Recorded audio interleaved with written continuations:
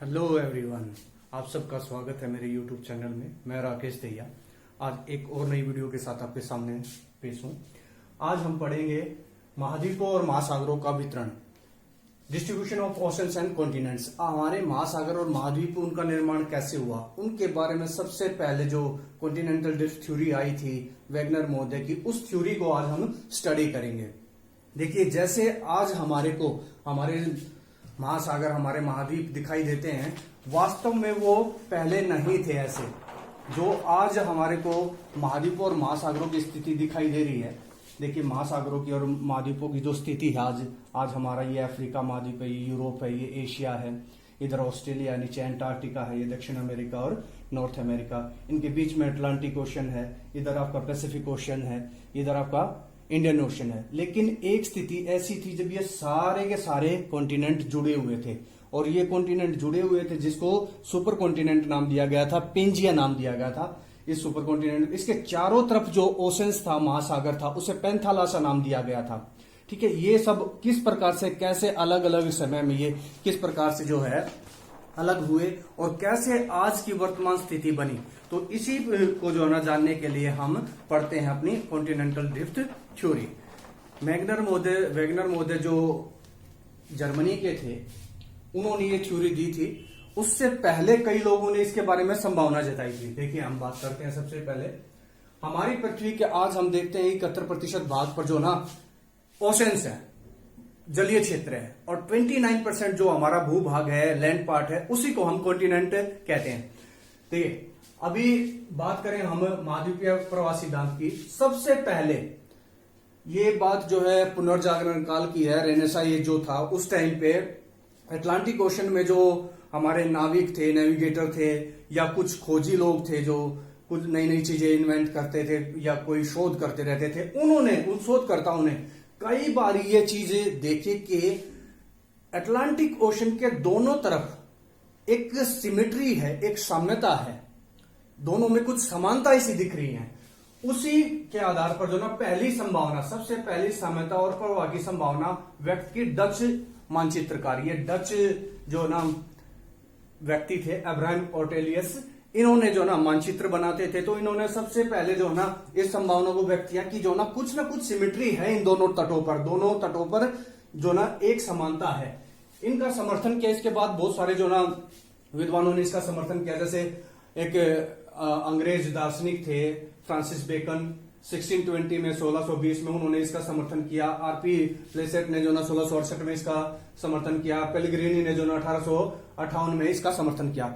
लेकिन किसी के ने कोई साक्ष्य नहीं दिया, एविडेंस नहीं दिया। एविडेंस लेकर सबसे पहले हमारे सामने कॉन्टिनेंटल ड्रिफ्ट थ्योरी को प्रस्तुत करने का श्रेय जाता है जर्मनी के अल्फ्रेड वेगनर को। जर्मनी के अल्फ्रेड वेगनर ने 1912 में 1912 में ये जो ना थ्योरी हमारे सामने प्रस्तुत की विद एविडेंस। उन्होंने साक्ष्य दिए, सबूत दिए कि ये जो मैं बात कर रहा हूं ये बिल्कुल सही है। कभी ना कभी हमारा जो सारे जो आपके महाद्वीप हैं वो जुड़े हुए थे, और एक स्थिति ऐसी आई कि वो धीरे धीरे विखंडन होना शुरू हो गया उनका जो है, और आज की वर्तमान स्थिति एक लंबी प्रोसेस के बाद बनी है। देखिए, एक्चुअली वेगनर महोदय एक मेट्रोलॉजिस्ट और जियोफिजिस्ट थे, यानी उनको वो जो है मौसम विज्ञानवेता थे और जियोफिजिस्ट यानी भूभौतिकी विद थे। वेगनर के दिमाग में तीन बातें जो ना खलल डाल रही थी, तीन क्वेश्चन थे, तीन प्रश्न उसके दिमाग को बार बार परेशान कर रहे थे। क्या प्रश्न थे? पहली बात, उसने देखा कि उष्णकटिबंधीय पर्ण जो है, यानी उष्णकटिबंधीय यानी ट्रॉपिकल एरिया, गर्म क्षेत्रों में पैदा होने वाली पर्ण लंदन, पेरिस और ग्रीनलैंड जैसी ठंडी जलवायु में कैसे पहुंची।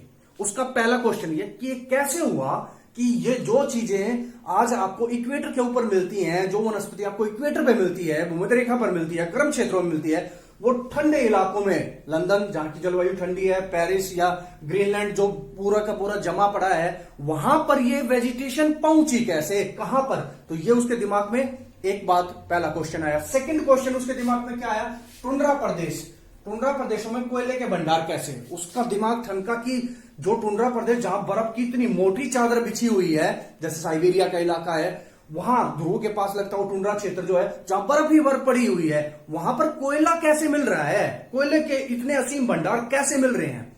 तो उस बात को उसमें जानने के लिए देखिए कोयला कैसे बनता है। कोयले के बनने के पीछे प्रोसेस होती है। कोयला वेजिटेशन के जो है ना लंबी प्रोसेस के बाद, जब वेजिटेशन लंबी प्रोसेस के बाद जो ना बरीड होती है, दबी रहती है, टेम्परेचर और प्रेशर की वजह से जो ना उसका रूप परिवर्तन होता है, देन कोयला बनता है। तो ये तो पॉसिबल ही नहीं था कि वहां पर आज देखो आप बर्फ ही बर्फ पड़े, कोई वनस्पति है ही नहीं। काई और लाइकेन जैसी जो वेजिटेशन शॉर्ट टाइम के लिए, जब वहां पर समर सीजन आता है उस टाइम पे ही थोड़े समय के लिए काई और लाइकेन जो ना वनस्पति पैदा होती है, बाकी और वेजिटेशन तो वहां पैदा ही नहीं होती। तो वहां पर कोयले के भंडार कैसे आए। तीसरी जो बात जो उसके दिमाग में खलल डाल रही थी वो थी टुंड्रा, वो थी आपकी जो है हिम चादर। ये जो आइस सीट है वो ब्राजील, दक्षिण भारत, ऑस्ट्रेलिया और कांगो बेसिन, ये सारे वो इलाके हैं जो इक्वेटर के आसपास के इलाके हैं। जैसे दक्षिण भारत इक्वेटर और आपके ट्रॉपिक ऑफ कैंसर के बीच में है। तो वो ऐसा इलाका है जिसको उष्णकटिबंधीय क्षेत्र बोलते हैं, जो आपका ट्रॉपिकल एरिया है, गर्म क्षेत्र जो है, जहां पर बर्फ का तो मतलब नहीं। आप दक्षिण भारत में अगर आप देखें तो हमारे भारत में कभी भी विंटर सीजन आता ही नहीं। मीन्स जैसे हमारे सर्दियों में टेम्परेचर यहाँ 4-5 डिग्री सेल्सियस पर, 1 डिग्री सेल्सियस पर चला जाता है, वहां कभी जाता ही नहीं, क्योंकि वो ऐसे क्षेत्र में है जहां पर पूरा साल गर्मी रहती है। मिनिमम टेम्परेचर जो ना वहां पर सर्दी के मौसम में भी 18-20 डिग्री सेल्सियस तक ही चला जाता है, बस इतना ही। तो उन क्षेत्रों में, ऐसे इलाकों में वो बर्फ की चादरें कैसे आई, आइस शीट जो वो कैसे वहां पर मिलती है, ये भी उनके दिमाग में खलल डालने वाली एक क्वेश्चन थी। तो इन सब क्वेश्चनों का आंसर जानने के लिए उसने जो है ना कुछ अपने एविडेंस प्राप्त करने के लिए, जो ना इनसे रिलेटेड जो जानकारी प्राप्त करने के लिए उसने खोज करनी शुरू कर दी। तो सबसे पहले देखिए सिद्धांत की रूपरेखा रखी उसने बताया कि आज से लगभग 35 करोड़ वर्ष पहले कार्बोनिफेरस युग, जो कार्बोनिफेरस एज था, उस टाइम पे सारे महाद्वीप जुड़े हुए थे। उस महाद्वीप जब सारे ये आपके जो आज आपको पता है 7 कॉन्टिनेंट है आपके, दक्षिण अमेरिका, उत्तरी America, Africa, Europe, Asia, Australia जिसको ओसनिया बोलते हैं, और एंटार्क्टिका, ये सारे के सारे 7 कॉन्टिनेंट आपस में जुड़े हुए थे, जिसको नाम दिया इसने पेंजिया। पेंजिया जो वर्ड है वो अपने आप में इसको पूरा डिस्क्राइब करता है। देखिए पेंजिया 2 वर्डों के मेल से बना है। पेन मीन्स ऑल और जिया का मतलब होता है अर्थ। इट्स मीन्स पूरे पृथ्वी, संपूर्ण अर्थ, ऑल अर्थ। इसका मतलब हो गया ऑल अर्थ, यानी सारा जो भूभाग था उस टाइम का, उसको नाम दिया उसने, उस सुपर कॉन्टिनेंट को नाम दिया पेंजिया। इसके चारों तरफ एक महासागर था जिसका नाम था पेंथालासा। ये बीच में आपका जो है ना आपका ये सारे जो ना आपके यूं जुड़े हुए थे, सारे कॉन्टिनेंट ये आपस में जुड़े हुए थे। इसके चारों तरफ ये तो हो गया आपका पेंजिया, और ये हो गया आपका बाहर जो ना महासागर था, इसको नाम दिया इसने पेंथालासा, पेंथालासा महासागर। ये पेंथालासा महासागर था। देखो पेंथालासा का भी इसने, पेन मीन्स ऑल और थालासा का मीन्स ओशन, अर्थात संपूर्ण जल जो इसके चारों तरफ फैला हुआ था, सारा पानी का क्षेत्र, उसको इसने नाम दिया पेंथालासा, संपूर्ण जल। ठीक है, सारा जल का क्षेत्र। ऐसे ये सुपर कॉन्टिनेंट हो गया तो ये सुपर ओशन हो गया। ठीक है, ये नाम दिया। अब इसने कहा कि जो है 20 करोड़ वर्ष पहले, आज से 20 करोड़ वर्ष पहले पेंजिया 2 भागों में टूट गया। वो ब्रोक हो गया, 2 पार्ट्स में डिवाइड हो गया। एक पार्ट हो गया लोरेशिया और सेकेंड पार्ट हो गया आपका गोंडवाना, जो उत्तर की तरफ था। यानी आपके जैसे बीच में ये आ गया आपका इक्वेटर आ गई। ठीक है, इक्वेटर आ गई। इसके नॉर्थ वाला जो है ना, इसको नाम दे दिया इसने लोरेशिया, ये लोरेशिया था। और नीचे वाला ये हो गया आपका गोंडवाना लैंड,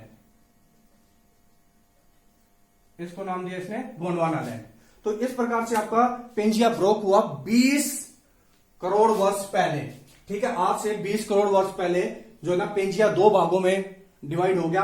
बीच में आपकी इक्वेटर और 2 पार्ट्स में डिवाइड हो गया। जो इक्वेटर के नॉर्थ में था उसको नाम दिया इसने लोरेशिया, और इक्वेटर के जो साउथ में था उसको नाम दिया इसने गोंडवाना लैंड। अब लोरेशिया के अंदर कौन कौन से आते थे? देखिए लोरेशिया के अंदर उस टाइम जो लोरेशिया अलग हुआ उसमें आज का उत्तरी अमेरिका था, ग्रीनलैंड था, यूरेशिया जो भारत से उत्तर की तरफ, भारत के उत्तर में जो सारा क्षेत्र है वो सारा यूरोप प्लस एशिया सब वो है किसके अंदर था? लोरेशिया के अंदर आया। और गोंडवाना लैंड जो नीचे इक्वेटर के नीचे वाला हिस्सा था गोंडवाना लैंड, उसमें दक्षिण अमेरिका, आज का दक्षिण अमेरिका, अफ्रीका उसी के अंदर था। दक्षिण भारत जो हमारा, देखिए आपको पता है दक्षिण भारत गोंडवाना लैंड का हिस्सा है, और जो हमारा नॉर्थ है, उत्तर भारत जहां पर जो ना हमारा उत्तरी मैदान है, हिमालय, ये इनका फॉर्मेशन बाद में हुआ जब ये वहां से खिसक के यहाँ आया और यूरेशिया प्लेट से टकराया, तो उसकी वजह से आपका हिमालय का फॉर्मेशन हुआ। और आज भी आप अगर देखिए, आज भी हमारी ये दोनों प्लेट, यूरेशियाई प्लेट और इंडो ऑस्ट्रेलियन प्लेट जो ना एक दूसरे से टकरा रही है, जिसकी वजह से आज भी हमारे हिमालय का उत्थान हो रहा है। इट्स मीन्स वो अभी भी इंक्रीज हो रहा है, उसकी हाइट बढ़ रही है, इसीलिए इसको यंग माउंटेन कहा जाता है, जो है यही कारण है। और इसी वजह से हिमालय क्षेत्र में दोनों ये प्लेटों के किनारे हैं, यहाँ पर जो ना बहुत ज्यादा भूकंप भी आते हैं। देखिए इसके अलावा जो ना इसमें आपका Madagascar, Australia, Antarctica, Arabia, east Indies और इंडोनेशिया, ये सभी गोंडवाना लैंड का ही पार्ट थे। अब देखिए बात करते हैं कि ये किस प्रकार से अलग हुए। इसके पीछे वैगनर महोदय ने क्या बल दिए, क्या जो ना कारण बताए, तो उन्होंने कारण बताया, दो जो बल बताए इसके लिए, इस प्रवाह के लिए जो उत्तरदायी बल थे, फोर्स फॉर ड्रिफ्टिंग, उन्होंने दो बल की बात करी। पहला जो है पोलर या ध्रुवीय फिलिंग बल, जिसको पोलर फिलिंग फोर्स बोलते हैं। देखिए अगर आप आज देखोगे हमारी पृथ्वी, ये पृथ्वी के घूर्णन की वजह से पैदा होता है, पृथ्वी के घूर्णन से संबंधित है। इसी कारण से हमारी जो पृथ्वी है वो भूमध्य रेखा के ऊपर जो है ना उभरी हुई है। इसी कारण से पृथ्वी संपूर्ण गोला यानी परफेक्ट स्फेयर ना होकर उसकी आकृति भू आभ है, जियोइड है। देखिए ये क्या होता है, देखिए जब आपके पास कोई एक छोटी सी बाल आप ले लेते हो और उसको आप ऐसे दोनों हाथों से प्रेस करोगे, तो जब उसको आप प्रेस करोगे तो क्या होगा, वो बाहर की तरफ जो है ना निकल आएगी। कुछ ऐसा ही है, ऐसी ही उभरी हुई है हमारी अर्थ, ये बाहर की तरफ भूमध्य रेखा पर उभरी हुई है, ऊपर ध्रुवों से यूं पिचकी हुई है, और यहाँ पर जो ना भूमध्य रेखा पर बाहर की तरफ निकली हुई है। तो इसकी जो परफेक्ट शेप है वो है आपकी भू आभ या जियोइड, ठीक है। इसी कारण इसने बताया कि इसी कारण से आपके एशिया और यूरोप ध्रुवों से भूमध्य रेखा की तरफ खिसके, और जो आर्कटिक महासागर है, आर्कटिक महासागर उसका निर्माण हुआ, और भारत व अफ्रीका, ऑस्ट्रेलिया और एंटार्क्टिका से अलग होकर आगे की तरफ आए, भूमध्य रेखा की तरफ आए, ध्रुवों से भूमध्य रेखा की तरफ, और हिंद महासागर का निर्माण हुआ, ठीक है। ये जैसे इसने जो बात बताई कि कभी जो है ये है आपका ऊपर, अगर आप देखोगे ये आर्कटिक महासागर है, ये यहां से खिसक कर जो ना भूमध्य रेखा की तरफ आए, और नीचे से ये आपका अफ्रीका और जो आपका इंडिया जो है ऑस्ट्रेलिया से अलग होकर और एंटार्क्टिका से अलग होकर भूमध्य रेखा की तरफ आए। ये बात इसने कही। दूसरा जो इसने फोर्स दिया वो है ज्वारीय बल, टाइडल फोर्स। देखिए टाइडल फोर्स क्या है, सूर्य और चंद्रमा की जो गुरुत्वाकर्षण शक्ति है उसकी वजह से यह फोर्स पैदा होता है। आपको पता हमारी पृथ्वी पर सागरों महासागरों में हर रोज टाइड आते हैं। उन टाइड के आने का कारण क्या है, वो चंद्रमा और सूर्य की ग्रेविटेशनल फोर्स की वजह से। हमारी पृथ्वी पर सबसे ज्यादा इफेक्ट होता है चंद्रमा का, क्योंकि चंद्रमा हमारे नजदीक है। चंद्रमा का डिस्टेंस जो ना केवल जो है चंद्रमा हमारे से 3,84,377 किलोमीटर दूर है, तो नजदीक है हमारे से। जबकि एज कंपेयर टू मून आपका सन जो ना हमारे से बहुत ज्यादा दूर है, उसका डिस्टेंस बहुत ज्यादा 14 करोड़ जो है 98 करोड़ और 95 लाख किलोमीटर 14 करोड़ 98 लाख 95,000 किलोमीटर दूर है। इतनी ज्यादा दूरी होने 14 करोड़ 95 लाख 98,000 किलोमीटर दूर होने की वजह से उसका गुरुत्व बल जो है हमारी अर्थ के ऊपर कम है, जबकि चंद्रमा नजदीक है इसलिए उसका ज्यादा है। तो ये एक बहुत इंपॉर्टेंट क्वेश्चन है जो आपका बार बार कंपटीशन एग्जाम में पूछा जाता है कि पृथ्वी पर जो सागरों महासागरों में टाइड आते हैं, आपके ज्वार जो आते हैं, उसमें किसका ज्यादा प्रभाव होता है, चंद्रमा का या सूर्य का? तो चंद्रमा का ज्यादा प्रभाव होता है, उसकी वजह से आते हैं। तो उसी फोर्स की वजह से उसने बताया कि इसी फोर्स की वजह से, इसी टाइडल फोर्स की वजह से जो है ना उत्तरी अमेरिका, दक्षिण अमेरिका, यूरोप और अफ्रीका से अलग हो गए, और इसकी वजह से आपका अटलांटिक महासागर बना। इसने कहा कि ये जो आपका यूरोप है, ये अफ्रीका है, इससे जो है ना इधर खिसक के पश्चिम की तरफ प्रवाह हुआ, पश्चिम की तरफ यानी वेस्ट की तरफ खिसके, जिसकी वजह से उत्तर अमेरिका इधर आ गया और दक्षिण अमेरिका इधर आ गया, ये दोनों खिसक गए, और इसकी वजह से आपका अटलांटिक ओशन का निर्माण हुआ। ये बात उसने कही। तो ये जो है ना उसने बातें बताई, जो बल बताए। आगे बात करते हैं कि उसने कौन से एविडेंस जो है ना हमारे को दिए, जिससे हमारे को पता लगता है कि पेंजिया टूटा और हमारे ये आज के समय के महाद्वीप बने। देखिए, पढ़ते हैं हमारे एविडेंसेस के बारे में, क्या क्या एविडेंस उसने दिए। अपनी कथन को सत्य करने के लिए वैगनर महोदय ने जो साक्ष्य दिए, उनमें से पहला है अभिमुख तटों की भौगोलिक समिति के जो साक्ष्य हैं। Geographical symmetry of the opposition coast, जो अपोजिशन कोस्ट है उनके ऊपर जो उन्होंने देखा कि एक विशेष प्रकार की जो है ना सिमेट्री दिखाई देती है। देखिए, मैं आपको मैप के माध्यम से दिखाता हूं। वैगनर महोदय ने कहा कि ये देखिए, उत्तरी अमेरिका, दक्षिण अमेरिका, ये यूरोप, ये अफ्रीका। उसने कहा कि ये इसमें एक विशेष सिमेट्री दिखाई देती है, जैसे इसको यहां से ही काट कर निकाला गया हो, दक्षिण अमेरिका को यहां, ये दक्षिण अमेरिका को यहां कट करके और यहां पर पेस्ट किया जाए तो ये यहां फिक्स हो जाएगा। ये इसी प्रकार से उत्तरी अमेरिका जो है यहां यूरोप के साथ फिक्स हो जाएगा। तो ये जो बात उसने कही कि भाई दोनों में जो है ना एक सिमेट्री है, ताकि वो उनको देख के लगता है कि ये एक दूसरे में फिट हो सकते हैं। जैसे ऑस्ट्रेलिया यहाँ फिट हो सकता है, इस प्रकार से मेडागास्कर यहाँ इसके साथ फिट हो सकता है। ये मेडागास्कर का हिस्सा देखिए, ये उभार ये इसके साथ फिट हो सकता है। तो उसने ये बात कही कि देखने पर लगता है कि दोनों तरफ के तटों में जो है ना, दोनों कोस्ट पे जो है ना एक सिमेट्री है और वो उसमें फिक्स हो सकते हैं। जिगजॉग से फिट बोला उसने इसको। सेकंड, उसने बोला चट्टानों के प्रकार व संरचना, structure and types of rocks. जब उसने स्टडी किया, आज के टाइम क्या है देखिए आज के टाइम में एक आधुनिक युग में चट्टानों की एज जानने के लिए रेडियो डेटिंग मेथड्स यूज किया जाता है। उस रेडियो डेटिंग मेथड के थ्रू उन्होंने जो ना दोनों जो कोस्ट की जो ना चट्टाने उनके जो ना निरीक्षण किया, तो उनकी एज देखी। यहां पर उसने ब्राजील में यहां पर जो ना चट्टानों की एज देखी, तो वो 200 करोड़ वर्ष पहले की चट्टाने थी। इसी प्रकार वो पूरे अटलांटिक ओशन को क्रॉस करके जब यहाँ गिनी कोस्ट पे गया, तो यहां पर भी उसने देखा कि उन चट्टानों की उम्र भी, उनकी एज भी जो है 200 करोड़ वर्ष है, यानी दोनों एक ही समय में बनी हुई है। तो इस बात से ये पुष्टि होती है कि ये एक समय बनी थी और कुछ समय बाद टूटकर अलग हो गए। इसके बाद उन्होंने जो एविडेंस दिया वो दिया उसने हिमनद का, ग्लेशिएशन, जो आपकी हिमनद के जो देखिए, अगर मैं बात करूं दक्षिण भारत की, या दक्षिण भारत है, दक्षिण भारत में यहां पर दक्षिण भारत में आज के टाइम ना तो सर्दी की ऋतु आती है, परंतु इसने यहां पर दक्षिण भारत में हमारे को टिलाइट रॉक्स के जो है ना एविडेंस मिलते हैं। टिलाइट एक्चुअली होती क्या है, जो ग्लेशियर्स होते हैं वो अपने साथ जो सेडिमेंट्स लेके आते हैं, हिम नदियां जो होती हैं, बर्फ की जो नदियां होती हैं, जो वो सरकती रहती है धीरे धीरे, तो वो अपने साथ कंकड़ पत्थर बजरी वगैरह सब कुछ लेके आती हैं और उसे कहीं ना कहीं डिपॉजिट कर देती हैं, तो वो उसकी लेयर बन जाती हैं। उसको टिलाइट्स रॉक्स कहा जाता है। तो उनके एविडेंस वो दक्षिण भारत में मिलती हैं। तो ये कहना चाहता है कि कभी भारत यहां रहा होगा और यहां ध्रुवों के पास रहने की वजह से यहां पर जो ना बर्फ की बड़ी जो ना चादरें बिछी हुई थी और उन जो ना ग्लेशियर्स की वजह से जो ना यहाँ पर ये टिलाइट रॉक्स मिलती हैं। अब भारत यहाँ आ गया है तो अब यहाँ पर ये चीजें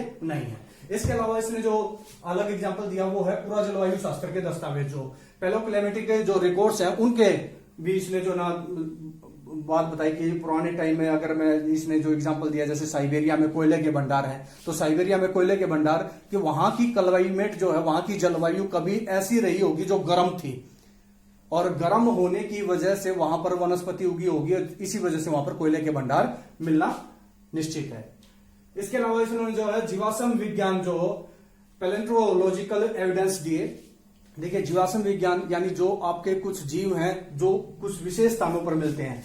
एक बंदर के जैसा एक जीव मिलता है जिसको लीमर बोलते हैं, वो अफ्रीका में भी मिलता है, मेडागास्कर में मिलता है, भारत में भी मिलता है, ठीक है, और ऑस्ट्रेलिया में भी पाया जाता है। इस बंदर के इन तीनों जगह पर मिलने का कारण क्या है कि ये कभी इकट्ठे रहे होंगे, जिस वजह से यहां पर ये जो ना ये जीव मिलता है।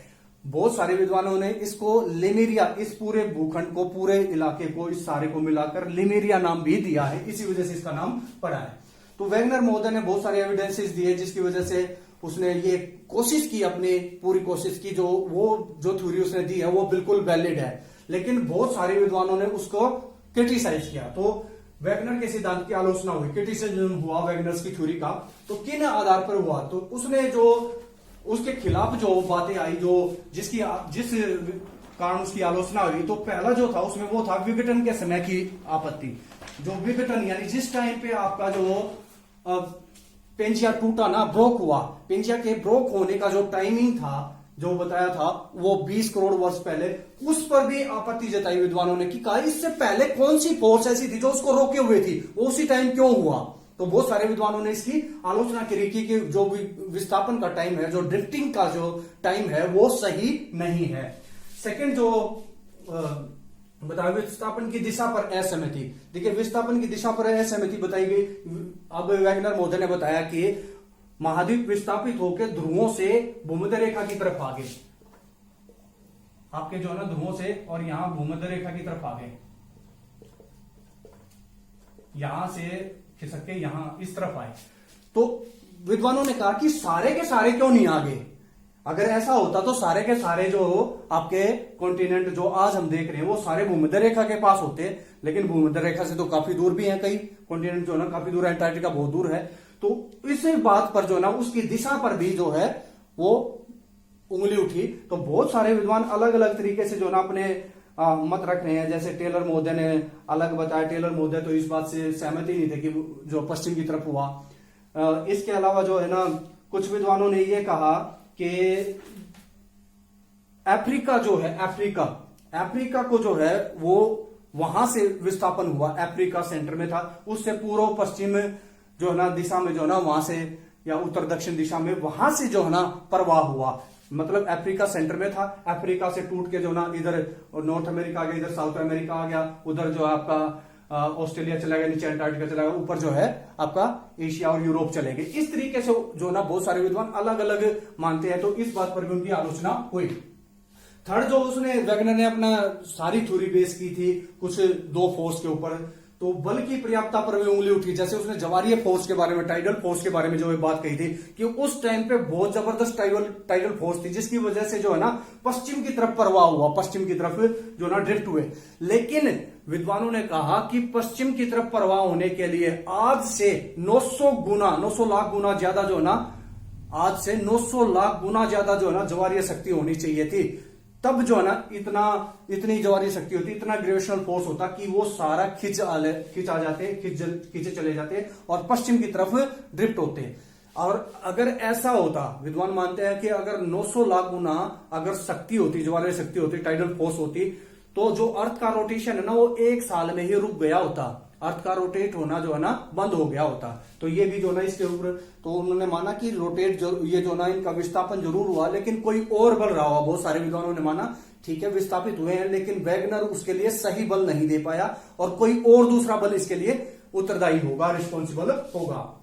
नेक्स्ट उसने बताया कि उसकी आलोचना हुई महाद्वीपों के वितरण और विस्थापन के अनुसार नहीं। देखो जैसे महाद्वीपों का वितरण जो बताया, महाद्वीपों जो ना डिस्ट्रीब्यूट हुए इससे अलग होके, तो उसकी जो कोई किस दिशा में चला गया, कोई किस दिशा में चला गया, उस बात को लेकर भी उसका जो है ना विरोध हुआ, उसकी जो ना आलोचना हुई। और लास्ट में जो आप देख रहे हो साम्य स्थापना जो त्रुटिपूर्ण जिग्सॉ फिट जो है, जिग्सॉ फिट जो है क्या है कि मैंने आपको बताया था कि अफ्रीका के कोस्ट को, पश्चिमी कोस्ट को जो है दक्षिण अमेरिका के पूर्वी कोस्ट से यहां मिलाया जा सकता है, ये इसमें फिट होता है, ये जिग्सॉ फिट है। तो ये भी त्रुटिपूर्ण है। बहुत सारे वैज्ञानिकों ने जो है ना इसको जो ना कंप्यूटर पे मैच करके देखने की कोशिश करी, तो कई डिग्री का डिफरेंस आ गया, इनमें कई डिग्री का अंतर आ गया। और ये जो कोशिश की गई थी ये उस टाइम की तटरेखा के हिसाब से की गई थी, यानी आज से 1000 फैदम नीचे। फैदम क्या होता है? पानी की गहराई को मापने की इकाई होती है, यूनिट होती है। तो आज जितना समुद्र तल है उससे 1000 फैदम नीचे, वहां उस तट को लेकर वहां से जो है कंप्यूटर से उसकी जो ना मैचिंग करने की कोशिश की, तो उसमें काफी डिफरेंस आ गया। तो उसके ऊपर भी बहुत सारे विद्वानों ने इसकी आलोचना की। और इसके अलावा भी बहुत सारे जो ना और एविडेंसेस जो इसने दिए थे उनके विरोध में भी जो ना इसकी आलोचना हुई। बहुत सारे थे जो काफी और भी हैं, 2-4 जो जिनकी वजह से जो ना वैगनर महोदय की जो है ना आलोचना हुई।